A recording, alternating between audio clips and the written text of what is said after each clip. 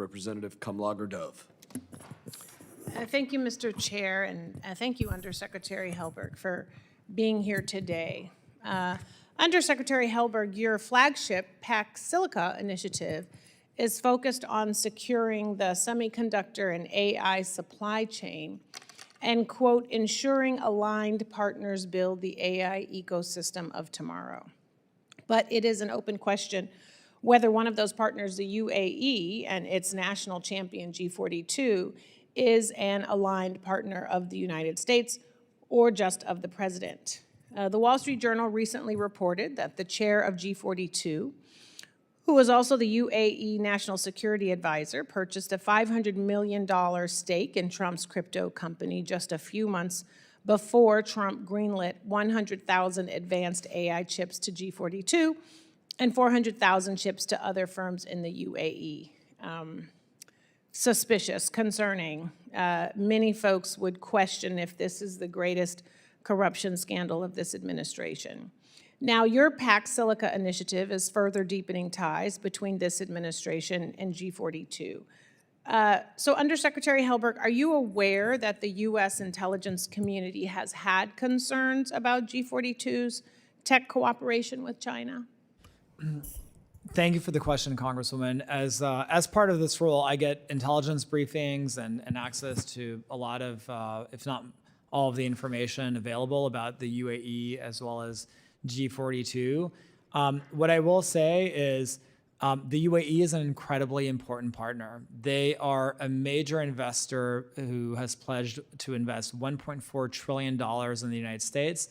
We have, not to cut you off, but you know that we all have limited time. But given the fact that you are getting briefings, and yes, the UAE is a strategic partner, I would assume that in your position, you've had access to briefings with information that might be enlightening, concerning, and you would use that information, right, to help in the decisions that are being made about agreements and ties that are happening between us and UAE. You would. What I will say, in all honesty, Congresswoman, is the briefings that I've had about the UAE and G42 are not substantially out of step. Is that the UAE has mostly, on the whole, complied with a lot when the U.S. government expresses concerns to the UAE government on various transactions involving China. The UAE has mostly worked to address those concerns. And if I could just add one more thing, the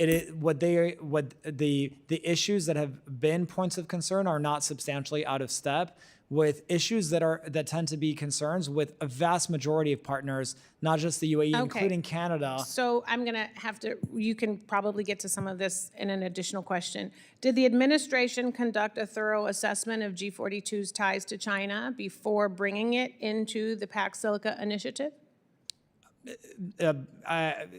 There's only so much that I can talk about in an unclassified setting, Congresswoman, but we did a very thorough due diligence. Could you then share the unclassified assessment with Congress, with this body?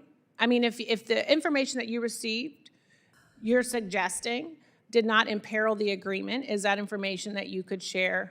So I just did. And the assessment is that the issues that have been points of concern about the UAE's connections to China, the UAE government has actually undertaken steps, verifiable steps, to correct for those concerns when they were presented. So has G42 severed ties with the PRC? To the best of my knowledge, yes. Okay. Well, thank you. Do you anticipate that? And if I could just add, not only have they severed ties, I have only 49 seconds. Okay. So I'm done, you can say that. Do you anticipate that the administration will greenlight more advanced chips to G42? I'm not aware of any plans. The chips that have already been authorized in the bilateral AI acceleration partnership are obviously substantial. I'm not aware of any additional plans to authorize new chips on top of that. Okay. So I think, and many members of this committee and folks in the intelligence community think that it is a blatant act of corruption for the president to give a company access to advanced chips especially when the chair has personally paid him hundreds of millions of dollars. I know you can't speak to that, but I did send a letter with the ranking members of 4 separate committees to the Inspector General of the Commerce Department to investigate what is going on. I thank you for your testimony, and I thank you for the answers that you have shared today, and I'm sure that you can now say, because I'm sure the chair will give you time, to reference that article that you have with you. And with that, Mr. Chair, I yield back. Sure. So I'll be very brief, but I'll just say that on your point about G42, not only am I not aware of any ongoing ties between G42 and China, but G42, in an act of good faith, has undertaken voluntary steps to actually create a new infrastructure platform that uses cryptography and end user verification in order to track every token on their cluster to provide an unprecedented level of transparency to help give us assurance that their clusters are actually not being used in ways that violate US law and UAE laws.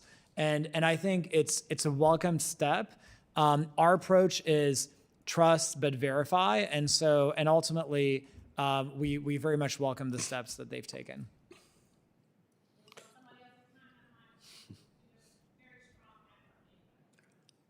What's that? I said you have very strong eyebrow game, by the way. Thank you.